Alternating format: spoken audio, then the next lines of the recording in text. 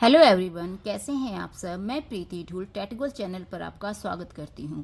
आज की हमारी पेडागोजी की इस वीडियो के अंदर हम रेमेडियल टीचिंग को डिस्कस करने वाले हैं, जो कि एक मोस्ट इम्पोर्टेंट टॉपिक रहने वाला है। अगर आप एचटेट, टीजीटी, पीजीटी इंग्लिश या फिर पीआरटी का एग्जाम भी देने वाले हैं तो ये वीडियो इम्पोर्टेंट रहने वाली है, क्योंकि एचटेट में हर लेवल पर पेडागोजी पूछी जाती है। तो अब हम स्टार्ट करेंगे आज की हमारी वीडियो का question number 1। What is remedial teaching. सबसे पहला क्वेश्चन यही है कि जो रेमेडियल टीचिंग है ये होती क्या है, क्यों करते हैं हम रेमेडियल टीचिंग। तो इसको हम क्या कहते हैं, हिंदी में उपचारात्मक शिक्षण कहते हैं। क्या कहते हैं? उपचारात्मक शिक्षण कहते हैं किसको? रेमेडियल टीचिंग को। तो जो रेमेडियल टीचिंग होती है is specialized instruction given to slow learners to overcome their learning difficulties। तो जो रेमेडियल टीचिंग होती है ये क्या होती है? ये उन स्लो लर्नर्स के लिए होती है जिनकी लर्निंग में क्या होती है, बहुत सारी डिफिकल्टीज आती हैं। तो इन डिफिकल्टीज को दूर करने के लिए हम क्या करते हैं, इन बच्चों का क्या करते हैं, उनको रेमेडी देते हैं। उनकी इन प्रॉब्लम्स को दूर करने के लिए हम क्या करते हैं, इनको स्पेशल इंस्ट्रक्शंस देते हैं, उनकी हेल्प करते हैं, ताकि ये बच्चे भी लर्निंग में क्या है, आगे निकल सके, जो डिफिकल्टीज इनकी हैं वो वहां पे खत्म हो सके।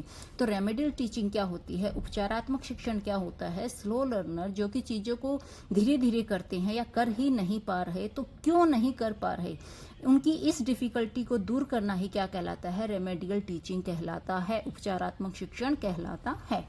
फिर आता है question number 2। The main M of remedial teaching is. जो रेमेडियल टीचिंग हम करते हैं इसका मेन एम क्या है, क्या इसका मुख्य उद्देश्य है? Removing learning difficulties. जो कि लर्निंग में डिफिकल्टीज आती है बच्चों को, उन डिफिकल्टीज को रिमूव करना ही क्या है, रेमेडियल टीचिंग का मेन एम है। फिर है question number 3। Which step comes first in remedial teaching. Remedial teaching जब हम करते हैं तो इसके करते समय जो हमारा फर्स्ट स्टेप होता है वो क्या होता है, मतलब रेमेडियल टीचिंग करने के लिए जो हम पहला काम करेंगे वो क्या होगा, जो फर्स्ट स्टेप हम यूज करेंगे वो क्या होगा। तो सबसे पहला स्टेप क्या होता है? डायग्नोस। मतलब बच्चे को प्रॉब्लम क्या है, उस प्रॉब्लम का पता लगाना ही क्या कहलाता है? डायग्नोस कहलाता है। कैसे? जैसे सपोज करो कोई बीमार आदमी है, वो किसके पास जाता है? डॉक्टर के पास जाता है। तो डॉक्टर क्या करता है, उससे पूछता है कि बताओ क्या क्या प्रॉब्लम है। तो जो बीमार है वो क्या करेगा, सारी प्रॉब्लम्स डॉक्टर को बताएगा। उसकी इन चीजों के ऊपर क्या करता है डॉक्टर, क्या करता है, उसके टेस्ट वगैरह करता है, ताकि उस डॉक्टर को ये पता चल सके कि जो बीमार है उसकी बीमारी का रीजन क्या है।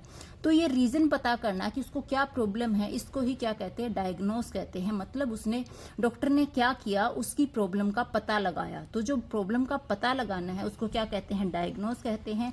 और फिर जब प्रॉब्लम का पता चल जाता है फिर हम क्या करते हैं, उसके लिए मेडिसिन देते हैं। ऐसे ही जो टीचर होता है वो क्या करता है, पहले बच्चे की प्रॉब्लम क्या है, क्यों बच्चा लर्न नहीं कर पा रहा, इसको वो डायग्नोस करता है, उसकी प्रॉब्लम का पता लगाता है। फिर वो क्या करता है, बच्चे को सिखाने के लिए डिफरेंट मेथड यूज करता है, जिससे बच्चा क्या करता है, जिसको रेमेडीज कहते हैं, और बच्चा सीखना स्टार्ट कर देता है। तो पहला स्टेप क्या होगा, उसका प्रॉब्लम का पता लगाना, तो जिसे हम क्या कहते हैं? डायग्नोस कहते हैं। फिर आता है हमारा question number 4। Remedial teaching is mainly related to. जो रेमेडियल टीचिंग है ये मेनली किस चीज से रिलेटेड है? तो ये स्लो लर्नर से है। मतलब हम रेमेडियल टीचिंग जो करते हैं वो किसके लिए करते हैं? ये उन लर्नर्स के लिए होती है जिनको सीखने में क्या होता है, एक तो वो स्लो हैं और सीखने में बार बार उनको क्या आती रहती है, डिफिकल्टीज आती रहती हैं। जो बच्चे आसानी से सीख लेते हैं, जिनको सीखने में कोई दिक्कत नहीं आती, उनके लिए कोई रेमेडी नहीं होती। रेमेडी वहीं पर होती है जहाँ पर कोई प्रॉब्लम होती है। तो ये किसके लिए होती है? स्लो लर्नर्स के लिए होती है, जिनको सीखने में दिक्कत आती है। Question number 5। Diagnostic test is use for. जो डायग्नोस्टिक टेस्ट होते हैं वो किस चीज के लिए यूज किए जाते हैं? Identify learning difficulties. कि बच्चे को सीखने में जो डिफिकल्टीज आ रही हैं उन डिफिकल्टीज को आइडेंटिफाई करने में, उन डिफिकल्टीज का पता लगाने में हम क्या करते हैं? डायग्नोस्टिक टेस्ट का यूज करते हैं। फिर आता है question number 6। Which method is best for remedial teaching. Remedial teaching करने के लिए कौन सा मेथड होता है जो कि बेस्ट होता है। तो इंडिविजुअलाइज्ड इंस्ट्रक्शन हमें क्या करना है, रेमेडियल टीचिंग अगर हमें करनी है तो इसके लिए बेस्ट मेथड ये है कि हर एक बच्चे को इंडिविजुअल रूप से क्या करें, इंस्ट्रक्शन दें। क्योंकि क्लास में क्या होता है, जैसे एक क्लास में 30+ बच्चे होते हैं, तो टीचर क्या करता है, उनको इंस्ट्रक्शन देता है। तो उन 30 में से क्या होता है, 10-20 बच्चे तो ऐसे होते हैं कि इंस्ट्रक्शन को एकदम से समझ लेते हैं, बट कुछ ऐसे बच्चे होते हैं जो स्लो लर्नर होते हैं, तो वो क्या करते हैं, उस इंस्ट्रक्शन को समझ नहीं पाते। तो ऐसी सिचुएशन में जो टीचर है उसको क्या करना चाहिए, जिस बच्चे को जहाँ प्रॉब्लम आई है उस बच्चे को इंडिविजुअल रूप से अकेले से वो चीज़ दोबारा से इंस्ट्रक्ट करनी चाहिए, दोबारा से बतानी चाहिए, ताकि बच्चे का जो प्रॉब्लम थी वो क्लियर हो सके और वो भी उस चीज़ को अच्छे से कर सके। तो जो रेमेडी होती है वो इंडिविजुअल रूप में करनी बहुत ज़्यादा ज़रूरी है। अगर हम सबको एक जैसा लेके चलेंगे तो जिसको समझ में आता है वो तो कर जाएगा, जिसको पहले से ही प्रॉब्लम है उसकी प्रॉब्लम और ज़्यादा बढ़ जाएंगी। फिर आता है question number 7, remedial teaching should be, जो रेमेडियल टीचिंग है वो कैसी होनी चाहिए, बेस्ड ऑन इंडिविजुअल नीड्स, हर एक इंडिविजुअल की नीड्स के अकॉर्डिंग होनी चाहिए। ऐसा ना हो कि सबको एक ही तरह से पढ़ाया जाए, बल्कि जिसकी जैसी नीड है उस नीड के अकॉर्डिंग, उसके बेस पे ही हमें क्या करना है, रेमेडियल टीचिंग का यूज करना है। फिर है हमारा question number 8, which tool helps in remedial teaching, remedial teaching के अंदर कौन सा टूल होता है जो हेल्प करता है। तो मैंने बताया जो डायग्नोस्टिक टेस्ट होता है जिसमें बच्चे की प्रॉब्लम को डायग्नोज किया जाता है, ये क्या होता है, ये एक टूल होता है जो रेमेडियल टीचिंग में हेल्प करता है। फिर आता है क्वेश्चन नंबर 9, क्वेश्चन 9 है रेमेडियल टीचिंग इज गिवन, जो रेमेडियल टीचिंग है वो किसको दी जाती है, किसके लिए होती है, कब दी जाती है, आफ्टर आइडेंटिफाई लर्निंग गैप्स। जो रेमेडियल टीचिंग है वो गिवन की जाती है, मतलब दी जाती है, कब दी जाती है, किसको दी जाती है, जब हम क्या करते हैं, जो भी हमारा लर्नर है उसकी लर्निंग में जो गैप आ रहे हैं, जो प्रॉब्लम क्रिएट हो रहे हैं, जब उनके गैप को हम, उसकी प्रॉब्लम्स को हम क्या कर लेते हैं, आइडेंटिफाई कर लेते हैं, सर्च कर लेते हैं, फाइंड आउट कर लेते हैं कि भाई इस बच्चे की ये प्रॉब्लम है, टीचिंग करने में या लर्निंग करने में यहाँ पे प्रॉब्लम आ रही है। तो पहले हम उसके गैप का पता लगाते हैं बच्चे की लर्निंग का, और फिर क्या करते हैं, हम उसको रेमेडियल टीचिंग देते हैं।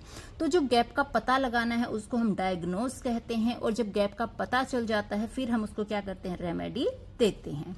Question number 10, who needs remedial teaching most, कौन ऐसा है जिसको जो रेमेडियल टीचिंग है वो सबसे ज़्यादा जरूरी होती है, मतलब किसके लिए हमें रेमेडियल टीचिंग करनी ही करनी पड़ती है। स्टूडेंट्स विद लर्निंग डिफिकल्टीज, वो बच्चे जिनको लर्निंग में डिफिकल्टीज आती हैं उनके लिए क्या होती है, रेमेडियल टीचिंग होती है।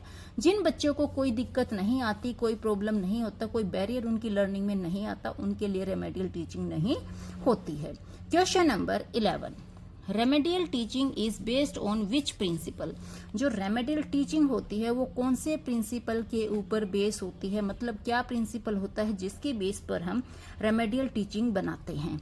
इंडिविजुअल डिफरेंसेस, जो बच्चों के अंदर एक एक बच्चे के अंदर क्या होता है, डिफरेंस होता है, तो हर किसी का इंडिविजुअल रूप में क्या किया जाता है, उनका डिफरेंस देखा जाता है, और इसी डिफरेंस के जो बेस होता है, प्रिंसिपल होता है, उसी के बेस पे हम क्या करते हैं, रेमेडियल टीचिंग का यूज करते हैं।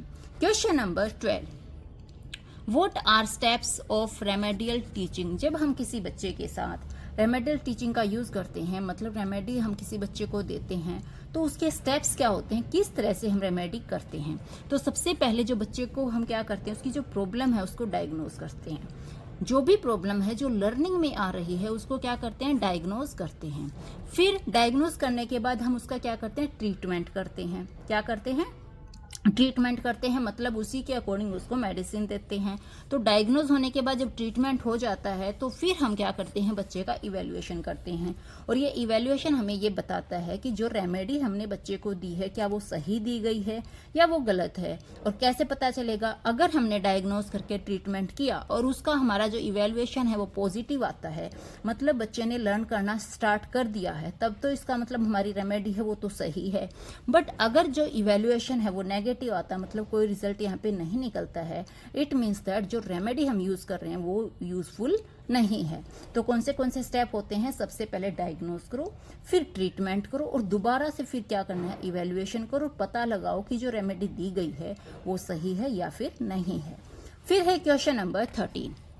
Remedial teaching focuses on. जो रेमेडियल टीचिंग होती है वो कहाँ पर फोकस करती है, किसके ऊपर फोकस करती है? तो ये कॉन्सेप्ट क्लैरिटी पर, कि किसी बच्चे का जो कॉन्सेप्ट है क्या वो क्लियर हुआ या फिर क्लियर नहीं हुआ। इसी के लिए हम क्या करते हैं? रेमेडियल टीचिंग का यूज करते हैं, और यही इसका फोकस होता है कि कॉन्सेप्ट को क्लियर करना है। फिर है हमारा question number 14। Continuous assessment in remedial teaching helps. जो कॉन्टिन्यूअस असेसमेंट होता है, कॉन्टिन्यूअस मतलब लगातार जो बच्चे का असेसमेंट हम करते हैं, वो रेमेडियल टीचिंग में हेल्प करता है। किस चीज़ में हेल्प करता है? Track improvement. बच्चे का जो ट्रैक है, जिसमें बच्चा क्या है सीखने में वो एक ट्रैक पर नहीं आ पाता, उसमें इम्प्रूवमेंट कंटिन्यूस नहीं हो पाता, उस कंटिन्यूस इम्प्रूवमेंट में क्या करती है? ये रेमेडी हेल्प करती है। तो जो कंटिन्यूस असेसमेंट होता है ये बहुत ज़रूरी होता है। ऐसे नहीं कि आज हमने क्या क्या असेसमेंट कर लिया, फिर 2-3 महीने हमने कुछ पूछा ही नहीं, फिर कर लिया, फिर हमने फिर नहीं देखा, तो ऐसे में बच्चे के अंदर इम्प्रूवमेंट हुआ है या नहीं हुआ है उसका हमें पता नहीं चलता। तो हमें क्या करना है? कॉन्टिन्यूस असेसमेंट का हमें यूज़ करना है, मतलब उसका बार बार हमें उसका असेसमेंट करना है, और फिर कहाँ पे क्या क्या प्रॉब्लम है उसके लिए साथ साथ हमें रेमेडी देनी है, और फिर रेमेडी देने के बाद दोबारा से उसका असेसमेंट करना है और देखना है कि क्या ये कॉन्टिन्यूस असेसमेंट सही रूप से चल रहा है या नहीं। तो अगर ये सही है तो क्या होगा? जो बच्चा है उसकी जो इम्प्रूवमेंट है वो ट्रैक पर आ जाती है, मीन्स बच्चा भी क्या है अकॉर्डिंग टू असेसमेंट वो भी इम्प्रूव करना स्टार्ट कर देता है। तो कॉन्टिन्यूस असेसमेंट क्यों की जाती है रेमेडियल टीचिंग में? क्या हेल्प करती है? ट्रैक इम्प्रूवमेंट में हेल्प करती है। फिर है हमारा question number 15। Remedial teaching is a part of. जो रेमेडियल टीचिंग है ये किस चीज का पार्ट है, मतलब ये किसका एक हिस्सा है? फॉर्मेटिव इवेल्युएशन का। जो फॉर्मेटिव इवेल्युएशन होती है उसका एक पार्ट होता है रेमेडियल टीचिंग। अब फॉर्मेटिव इवेल्युएशन क्या होती है इसका चैप्टर मैं आपको करवा चुकी हूँ पूरा का पूरा, फिर भी मैं आपको बता देती हूँ कि जो फॉर्मेटिव इवेल्युएशन क्या होता है, जो कि स्टडी के ड्यूरिंग किया जाता है। मतलब एक टीचर क्या कर रही है, जब पढ़ा रही है, चीज़ों को सिखा रही है, तो बीच बीच में वो क्या करती है? असेसमेंट करती है, उसे हम फॉर्मेटिव इवेल्युएशन कहते हैं। मतलब जो स्टडी के दौरान किया जाता है उसे फॉर्मेटिव कहते हैं। फिर होता है एक हमारा सक्सेसिव यानी कि सबमेटिव, जो कि हमारा एंड में जाकर होता है। तो जो रेमेडियल टीचिंग होती है वो फॉर्मेटिव इवेल्युएशन के बीच में आती है, मतलब बीच बीच में ही जब बच्चे की स्टडी चल रही होती है, बीच में हम क्या करते हैं? रेमेडी करते रहते हैं, पता लगाते रहते हैं कि बच्चा सीख भी रहा है या नहीं। फिर आता है question number 16। Remedial teaching is most closely linked with. जो रेमेडियल टीचिंग है वो मोस्ट क्लोजली किसके साथ लिंक है? तो ये डायग्नोस्टिक इवेल्युएशन के साथ लिंक है, क्योंकि जब तक बच्चे को डायग्नोज नहीं किया जाएगा, उसकी प्रॉब्लम का पता नहीं लगाया जाएगा, तब तक उसको रेमेडी नहीं दे सकते। अब एक बच्चा है जो डॉक्टर के पास गया, उसको कुछ प्रॉब्लम है, अगर डॉक्टर उसको डायग्नोस नहीं करेगा तो उसको दवाई कैसे देगा? अब जब तक उस डॉक्टर को पता चलता है कि बच्चे को फीवर है या फिर उसको टिथ में पेन है या उसके स्टमक में पेन है, क्या पेन है, तब तक डॉक्टर कैसे दे सकता है? तो जो रेमेडी होती है उसका डायरेक्ट जो रिलेशन होता है वो डायग्नोस से होता है, कि अगर डायग्नोस किया है तो रेमेडी सही लगेगी, डायग्नोस नहीं किया, तुक्का मारा है, तो वहाँ पे काम नहीं बनेगा। तो जो रेमेडी है उसका सीधा संबंध कहाँ से है? डायग्नोस्टिक इवेल्युएशन से है। फिर आता है क्वेश्चन नंबर 17 क्वेश्चन है, a teacher notice repeated error in reading. एक टीचर है वो नोटिस कर रही है कि रीडिंग के अंदर रिपीटेड एरर हो रहे हैं। मतलब कोई बच्चा है जो रीडिंग कर रहा है और रीडिंग करते टाइम वो क्या कर रहा है? बार बार रिपीटेड रूप से एरर कर रहा है, मतलब गलतियां कर रहा है। और ये चीज़ एक टीचर नोटिस में ले रही है कि भाई बच्चा है बार बार गलतियां किए जा रहा है। तो इसको कौन नोटिस करता है? टीचर करता है। What should be the first step? अब जो टीचर है वो ये चीज़ें देखकर नोटिस करने के बाद कि बार बार एरर हो रही है किस चीज़ में? रीडिंग में। तो अब टीचर क्या करेगा? क्या टीचर का पहला स्टेप होगा? Conduct diagnostic test. अब जो टीचर है वो क्या करेगा? सबसे पहले उसका डायग्नोस्टिक टेस्ट कंडक्ट करेगा, मतलब उसकी प्रॉब्लम को समझेगा कि क्या प्रॉब्लम है, क्यों बच्चा बार बार गलतियां किए जा रहा है। एक दो गलती तो कोई भी कर सकता है, लेकिन जब बार बार रिपीटेड रूप से हम क्या करते हैं, एरर करते जाते हैं, तो इट मीन्स दैट वहाँ पे लर्निंग में प्रॉब्लम है। तो ऐसे में जो हमारा टीचर, उसका फर्स्ट स्टेप यही होगा कि डायग्नोज करेगा कि प्रॉब्लम कहाँ पर है। तो टीचर का फर्स्ट स्टेप क्या होगा, कंडक्ट डायग्नोस्टिक टेस्ट। सबसे पहले वो क्या करेगा, डायग्नोस्टिक टेस्ट वहाँ पे कंडक्ट करेगा। फिर आता है क्वेश्चन नंबर 18।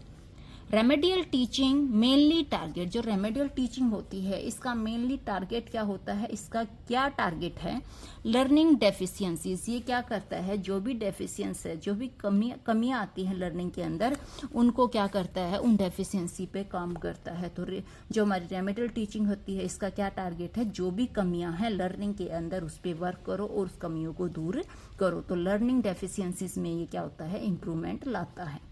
फिर क्या है हमारा question number 19। What are feature of remedial teaching. जो रेमेडियल टीचिंग होती है इसके क्या क्या फीचर होते हैं। तो क्या है, एक तो इंडिविजुअलाइज्ड इंस्ट्रक्शंस। हमें सबसे पहले क्या करना है, अगर हमें रेमेडी यूज करनी है तो सबसे पहले हमारा काम होता है कि इंडिविजुअल रूप से हम क्या करें, बच्चे को इंस्ट्रक्शन दे, ना कि पूरे के पूरे ग्रुप में एक बार इंस्ट्रक्शन दे। तो पहला काम क्या होगा, इंडिविजुअल रूप से दें क्या, instructions.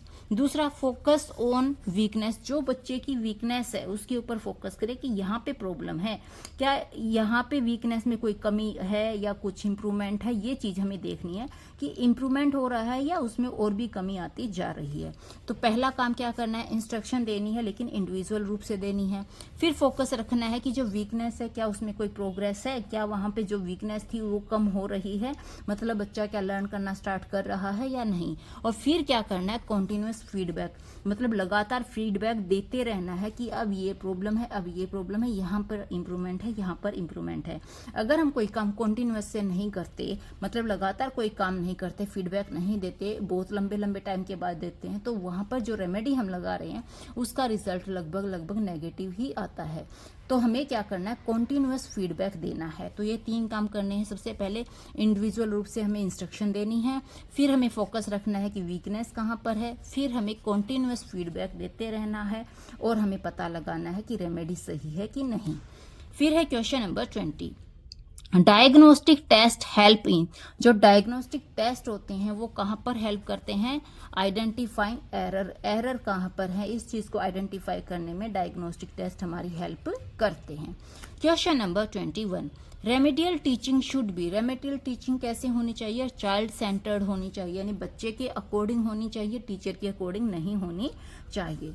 Question number 22। A child confuses. एक चाइल्ड है, एक बच्चा है, वो कंफ्यूज होता है बी एंड डी में, मतलब बी में और डी में कंफ्यूज होता है। दिस शोज, ये के बात क्या शो करती है, विजुअल डिस्क्रिमिनेशन प्रॉब्लम। तो जो बच्चा बी में और डी में प्रॉब्लम क्रिएट करता है, मतलब बी और डी ऐसे वर्ड हैं, ये क्या करते हैं, बच्चे की समझने में प्रॉब्लम क्रिएट करते हैं। तो इसको हम क्या कहेंगे कि ये कैसी प्रॉब्लम है, तो ये विजुअल डिस्क्रिमिनेशन प्रॉब्लम है। यानी बच्चे को देखने में ही प्रॉब्लम, उसको बी और डी में पता नहीं चल पा रहा कि ये बी लिखा है कि डी, तो इसे हम क्या कहेंगे, विजुअल डिस्क्रिमिनेशन प्रॉब्लम कहेंगे। ठीक है। फिर आता है question number 23। Which step comes after diagnosis. पहले जब हमने डायग्नोज कर लिया, बच्चे को पता लगा लिया प्रॉब्लम क्या है, तो डायग्नोज करने के बाद हमारा जो फर्स्ट स्टेप होता है वो क्या होता है। अब देखो, इसने पहले पूछा है कि डायग्नोज हो चुका है, डायग्नोज के बाद फर्स्ट स्टेप क्या है। अगर नॉर्मल फर्स्ट स्टेप पूछता तो हम कहते हैं डायग्नोज करेंगे, बट डायग्नोज कर चुके हैं। डायग्नोज करने के बाद हमारा जो फर्स्ट स्टेप होता है, मतलब इसके बाद वाला जो स्टेप होता है वो क्या होगा, फिर हम क्या करेंगे, बच्चे को रेमेडी देंगे। क्या देंगे, रेमेडी देंगे, मतलब रेमेडियल टीचिंग का यूज करेंगे। तो डायग्नोज करने के बाद रेमेडी यूज करते हैं। फिर है question number 24। Remedial teaching is most effective when. जो रेमेडियल टीचिंग होती है वो मोस्ट इफेक्टिव होती है, लेकिन कब, कॉन्टिन्यूअस एंड प्लान्ड। अगर हम बच्चे को कॉन्टिन्यूअस देख रहे हैं, उसका ध्यान रख रहे हैं, उसको सिखा रहे हैं और प्लान तरीके से कर रहे हैं, मतलब हर चीज को प्लान कर करके बच्चे को सिखा रहे हैं और कॉन्टिन्यूस रूप से उसका टेस्ट भी ले रहे हैं और उसकी चीजों में जो जो प्रॉब्लम है वहां पर उसको हेल्प भी कर रहे हैं, तो यहाँ पर हम कहेंगे कि जो रेमेडियल टीचिंग है ये मोस्ट इफेक्टिव है। तो हमें कॉन्टिन्यूस करना है और प्लान तरीके से बच्चे के साथ उसको हेल्प करनी है। फिर आता है क्वेश्चन नंबर 25। 25 क्वेश्चन कहता है a student fails repeatedly in math. एक स्टूडेंट है, एक बच्चा है, वो रिपीटेडली मैथ के अंदर क्या हो जाता है, फेल हो जाता है, मतलब बार बार वो मैथ के अंदर फेल हो रहा है। टीचर शुड, तो ऐसे में टीचर को क्या करना चाहिए, क्या करेगी टीचर, डायग्नोज स्पेसिफिक डिफिकल्टी। तो जो टीचर है वो उस स्पेसिफिक डिफिकल्टी को डायग्नोज करेगी जिसके कारण बच्चा जो है मैथ में फेल हो रहा है। तो जो मैथ की प्रॉब्लम है तो मैथ की प्रॉब्लम को ही डायग्नोज करेंगे और स्पेसिफिक रूप से ये देखेंगे कि प्रॉब्लम कहाँ है, क्यों बच्चा मैथ में बार बार प्रॉब्लम क्रिएट हो रही है, फेल हो रहा है। तो क्या डायग्नोज करेंगे, जो स्पेसिफिक प्रॉब्लम है, स्पेसिफिक जो डिफिकल्टी है उसको हम क्या करेंगे, डायग्नोज करेंगे। आफ्टर दैट रेमेडी देंगे, जिसका फिर हमें क्या है, इवेल्युएशन करना है और रिजल्ट देखना है। Question number 26, if a child can't understand instruction. एक बच्चा है, उसको इंस्ट्रक्शन जो टीचर दे रहा है वो उसको समझ में नहीं आ रही, वो उसको अंडरस्टैंड नहीं कर पा रहा। तो ऐसे में टीचर को क्या करना चाहिए, क्या होगा कि टीचर कौन सा स्टेप लेगी अगर बच्चा इंस्ट्रक्शन को समझ नहीं पा रहा। यूज सिंपलर लैंग्वेज, तो टीचर क्या करेगी, अपनी लैंग्वेज को मॉडिफाई करेगी, चेंज करेगी। नॉर्मल बच्चे उसकी लैंग्वेज को समझ पा रहे हैं, वो जो इंस्ट्रक्शन दे रही है उसको समझ पा रहे हैं, लेकिन कुछ ऐसे बच्चे होते हैं जो इंस्ट्रक्शन को अंडरस्टैंड नहीं कर पाते, समझ नहीं पाते। तो ऐसे में जो टीचर है वो क्या करेगी, जो सिंपल लैंग्वेज है, बिल्कुल आसान जो लैंग्वेज होती है उसका यूज करेगी और बच्चे को जहाँ पे प्रॉब्लम थी उसको समझाने की पूरी कोशिश करेगी। फिर भी दिक्कत आती है तो देखेगी कि डायग्नोज करेगी प्रॉब्लम कहाँ है, फिर उसको रेमेडी देगी और समझाएगी जरूर। ठीक है, फिर आता है question number 27, a slow learner need. एक जो स्लो लर्नर होता है उसकी नीड क्या होती है, क्या उसकी रिक्वायरमेंट होती है, एक्स्ट्रा अटेंशन। उसको टीचर की जो अटेंशन होती है वो थोड़ी सी ज़्यादा चाहिए, एक सिंपल सादे जो बच्चा अच्छे से सीख लेता है उसके कंपैरिजन में। तो जो स्लो लर्नर होता है उसको क्या चाहिए कि जो टीचर उसको वो क्या करे, थोड़ी सी एक्स्ट्रा अटेंशन दे ताकि उसे भी चीज़ें समझ में आ जाए। फिर है हमारा question number 28, the sequence of remedial teaching is. जो रेमेडियल टीचिंग होती है ये किस सीक्वेंस में दी जाती है। सीक्वेंस जो क्या होती है, जो सीक्वेंस वगैरह होती हैं ये एचटेट ज़्यादातर पूछता है। तो रेमेडियल टीचिंग देने के लिए हम कौन सी सीक्वेंस का यूज़ करेंगे, तो सबसे पहले हम क्या करेंगे, प्रॉब्लम को डायग्नोज करेंगे। डायग्नोज करने के बाद हम क्या करेंगे, रेमेडी, वहाँ पे रेमेडियल टीचिंग करेंगे, मतलब रेमेडी देंगे। और फिर क्या करेंगे, इवेल्युएशन करेंगे कि जो रेमेडी हमने दी, जो हमने डायग्नोज की प्रॉब्लम, क्या वो सही थी, क्या हमारी रेमेडी सही थी, क्या हमारा रिजल्ट कुछ निकल के आ रहा है या फिर नहीं। फिर आता है question number 29, remedial teaching is concerned with. जो रेमेडियल टीचिंग है वो किसके साथ कंसर्न करती है, तो किसके साथ करेगी, वीकनेस रिमूवल। सबसे पहला काम ये क्या करती है, जो वीकनेस है, जो कमी है उसको रिमूव करती है। फिर स्किल इम्प्रूवमेंट, बच्चे के अंदर जिस स्किल में कमी है उसको इम्प्रूवमेंट करती है। फिर लर्निंग गैप, लर्निंग में जो गैप है बच्चे के, उस लर्निंग गैप को क्या करती है, कम करती जाती है और लर्निंग को बेटर करती जाती है। तो जो रेमेडियल टीचिंग होती है वो किसके साथ कंसर्न करती है, सबसे पहला वीकनेस को दूर करेगी, स्किल्स जो होती हैं उसको इम्प्रूवमेंट में लाएगी और जो गैप हैं उसको भी भर देगी, यानी टीचिंग को आसान करेगी और उसको सिखा देगी। फिर क्या है question number 30, remedial teaching should be. जो रेमेडियल टीचिंग है वो कैसी होनी चाहिए, फ्लेक्सिबल होनी चाहिए, मतलब उसमें चेंज होने जरूरी हैं। अगर हम एक ही वे से सिखाते जाएंगे तो जहाँ पे बच्चे की प्रॉब्लम है वो सेम टू सेम रहेगी। बट अगर ये जो हमारी रेमेडियल टीचिंग है फ्लेक्सिबल है, उसमें हम चीज़ों को चेंज कर रहे हैं अकॉर्डिंग टू जो हमारा बच्चा है उसकी नीड्स के अकॉर्डिंग, तो इसे हम क्या कहेंगे, फ्लेक्सिबल टीचिंग कहेंगे। फिर क्या है हमारा question number 31, feedback in remedial teaching should be. जो फीडबैक होता है रेमेडियल टीचिंग के अंदर वो कैसा होना चाहिए, वो इमीडिएट होना चाहिए, यानी कि जैसे ही हम क्या करते हैं, बच्चे को रेमेडी देते हैं तुरंत हमें फीडबैक भी देना है। अगर हम फीडबैक नहीं देंगे तो हमें पता नहीं चलेगा कि बच्चे में कहाँ पे क्या इम्प्रूवमेंट हुआ, क्या नहीं हुआ। तो जैसे ही बच्चे पे रेमेडियल टीचिंग करते हैं वैसे ही फीडबैक भी देना है, ताकि जो भी प्रॉब्लम हमारे सामने आ रही है उसके ऊपर दोबारा से रेमेडी हम कर सकें। फिर है हमारा question number 32, a child improves after remedial teaching this show. एक बच्चा है उसको रेमेडियल टीचिंग दी गई है और उसके बाद उसमें क्या होता है, इम्प्रूव हो जाता है। तो जो ये इम्प्रूव होता है ये क्या शो करता है, इफेक्टिवनेस ऑफ टीचिंग, कि बच्चे की जो टीचिंग की गई है, बच्चे को जो सिखाया गया है वो इफेक्टिव रहा, मतलब उसने बच्चे के ऊपर क्या किया, जो उसके अंदर प्रॉब्लम थी, जो गैप थे उसको भर दिया और उसको लर्निंग में हेल्प की। तो इसका मतलब क्या है, जो टीचिंग हुई वो कैसी हुई, इफेक्टिवनेस हुई। तो ये था हमारा चैप्टर। और अगर आपको मेरी वीडियो अच्छी लगी हो, समझ में आई हो, तो मेरे चैनल को लाइक कीजिएगा, शेयर कीजिएगा, सब्सक्राइब कीजिएगा। Thank you.